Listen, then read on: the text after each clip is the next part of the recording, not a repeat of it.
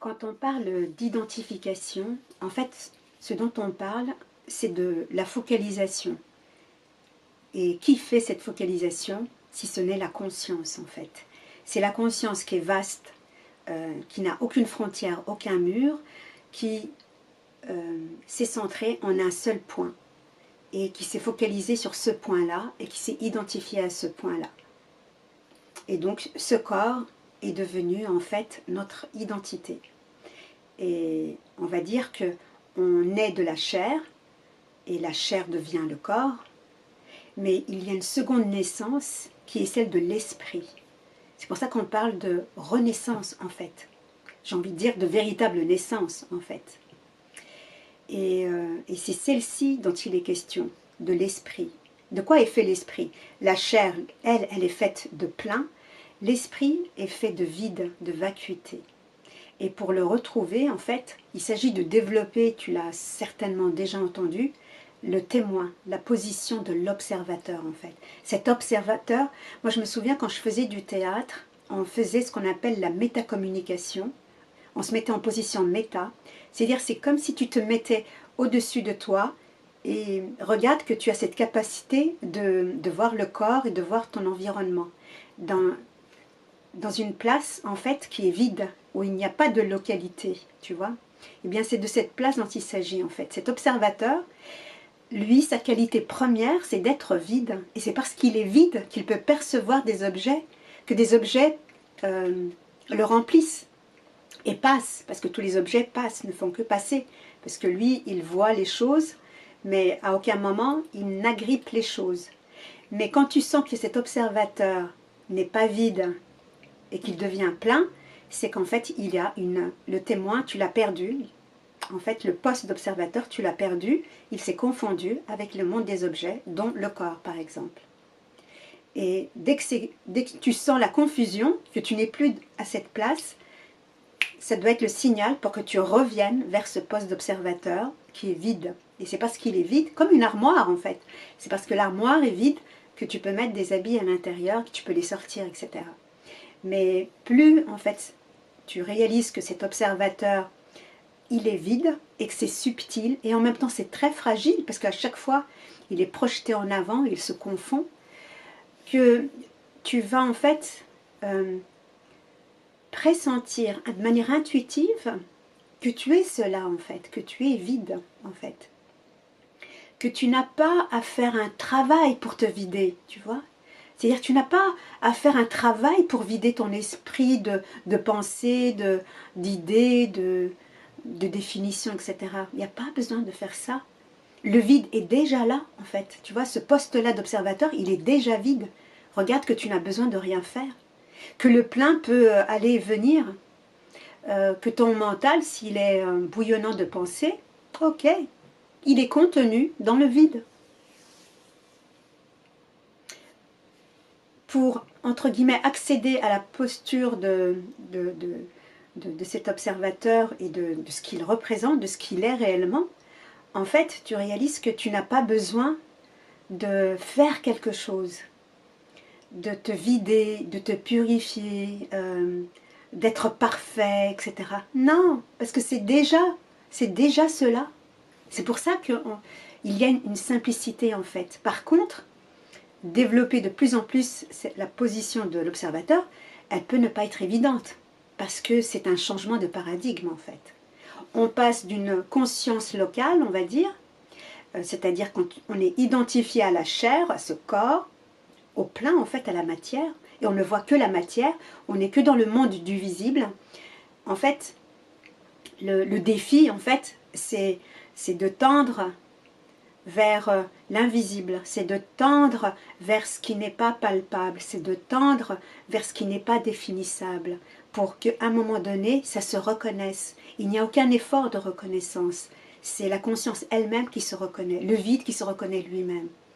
Et c'est parce que nous sommes vides, que c'est notre nature réelle, concrète, et que petit à petit, tu vas la sentir, elle va avoir une consistance de la même manière que tu croyais que tu étais véritablement ce corps.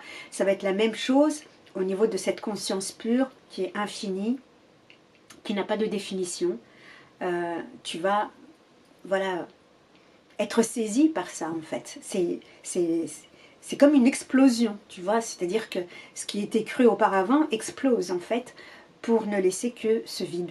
Et parce que tu es vide, tu as renoncé en quelque sorte à tout ce que tu croyais. Il y a un renoncement en fait à ces croyances, pas à les combattre, c'est à les avoir remises en question grâce justement à l'observateur. Quand je parle de remise en question, c'est surtout que qu'est-ce qu'elle signifie? On est dans le monde de l'insignifiant en vérité. Mais parce que je leur ai donné auparavant beaucoup de signification, beaucoup de valeur, du coup elles ont pris une place phénoménale et je suis devenue quelqu'un. Voilà, juste quelqu'un. Mais quand l'observateur, voilà, tu te places à cet endroit et que tu commences vraiment à comprendre ce qui se passe, ce qui se joue, que tu vas de plus en plus aimer cette position de l'observateur, qu'à un moment donné tu vas aussi observer l'observateur pour réaliser que ce n'est que du vide en fait, qu'il n'y a même pas d'observateur. Et ça se dissout dans le tout en fait. Donc c'est vraiment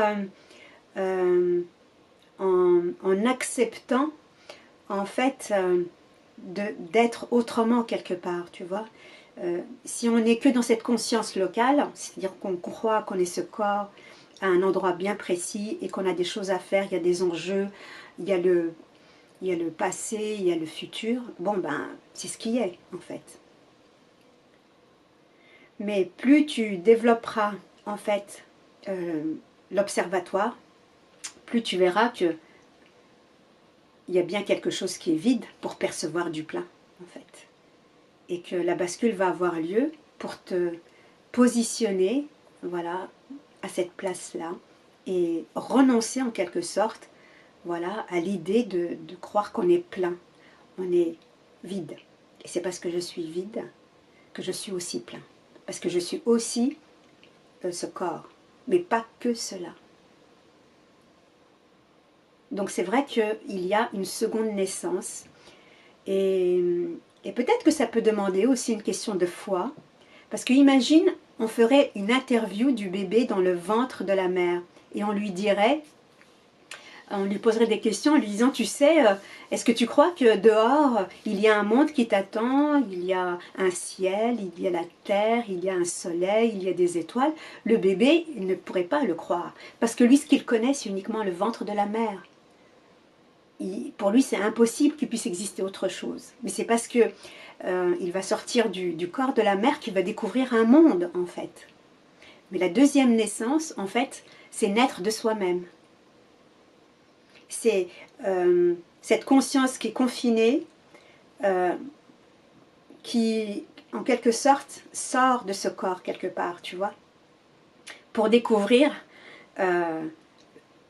autre chose, qui contient justement le monde, qui est première. Ce n'est pas la matière qui est première, c'est nous, c'est notre nature réelle qui est première. C'est comme un écran de cinéma. S'il n'était pas là, on ne pourrait pas voir le film. C'est parce qu'il y a un écran que le film peut se dérouler.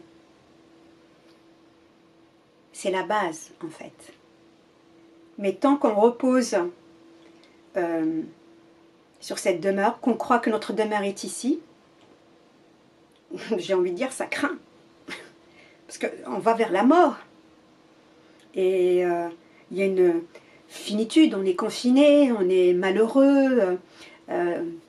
Les émotions, en fait, nous sommes esclaves de nos émotions, on est esclaves des désirs, on est esclaves d'un tas de choses, en fait, qui ne veulent rien dire. Si on les observe vraiment, on va réaliser que tout ça, c'est comme des pop-up, tu vois, ça va et ça vient. Et que quand on s'accroche sur un désir, on est tout le temps dans des attentes et que toutes ces attentes nous font extrêmement mal. Parce qu'on sera forcément déçu. Il y a de fortes chances pour qu'on soit déçu. Et quand bien même on serait heureux, ça ne dure pas longtemps. Donc c'est tout ça qu'il y a à voir pour laisser tomber tout ça, en fait. Quelque part, laisser tomber cet enfant qui s'agrippe à un jeu de rôle. parce que ce sont des jeux de rôle. Et d'accepter d'être qui nous sommes vraiment. De lâcher en quelque sorte le petit pour le grand. D'accepter aussi sa grandeur, en fait. Et cette tranquillité, cette sérénité. Et cette tranquillité de l'observateur, regarde qu'on ne fait rien, en fait, pour être tranquille. Cet observateur de lui-même, il est tranquille, il est serein. Et après, évidemment, hein, il s'agit aussi d'observer cet observateur pour réaliser qu'il n'y a rien. C'est du pur vide. Et qu'on n'a jamais rien fait pour cela. On n'a jamais créé la paix, on n'a jamais créé la sérénité, c'est déjà là, en fait. Par contre, on a dû créer des murs, des frontières, des désirs, des élans, des passés, des futurs. On a dû créer ça, tu vois. Mais ce que nous sommes fondamentalement est incréé. C'est déjà là. On est déjà tout, en fait. Et le monde de la matière, ce sont les effets. C'est la manifestation. Et c'est ça la gloire, en fait, de ce que nous sommes. C'est ça la beauté de ce que nous sommes.